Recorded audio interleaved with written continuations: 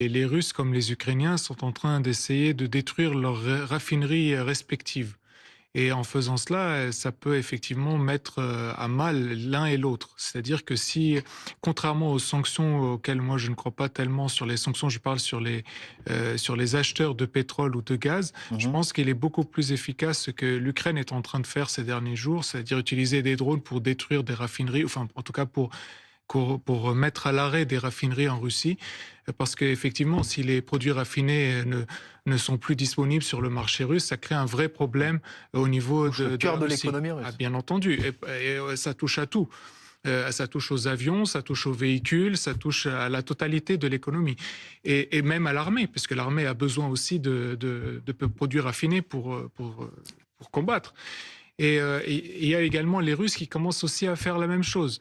Ils commencent aussi à taper énormément sur les raffineries ukrainiennes. Et à ce jeu-là, il va falloir surveiller de très près qu'est-ce qui va se passer, lequel aura paralysé l'autre Ouais. d'abord. Parce que c'est en train de se faire là, ces derniers jours. Les deux sont en train systématiquement de frapper leur raffinerie, les raffineries de l'autre.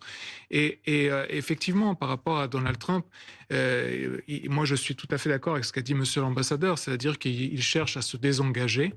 Et je suis aussi d'accord avec vous, c'est-à-dire qu'il y a cette hypocrisie depuis le départ, qui est que on veut que l'Ukraine gagne. Bah, rentrons en guerre complètement. À ce Mmh. moment-là, envoyons les troupes, rentrons en tant qu'Américains, en tant qu'Européens, allons jusqu'au bout. Mais là, on Mais bascule sinon, dans un autre, justement, et mais on dit si, au revoir à la mais diplomatie. justement, mais dans le cas où on ne veut pas faire ça, Mmh. ça veut dire que l'Ukraine ne peut pas gagner. L'Ukraine ne peut pas gagner tout seul. Donc, si l'Ukraine ne peut pas gagner tout seul, réfléchissons à une sortie de crise, parce que sinon, ça sert à rien. Tous les Ukrainiens sont en train de mourir. Il y en a qui sont partis, qui sont allés immigrer ailleurs et qui ne rentreront jamais. Mmh. Il y en a qui, je sais pas combien, qui sont morts, des centaines de Bien sûr, milliers.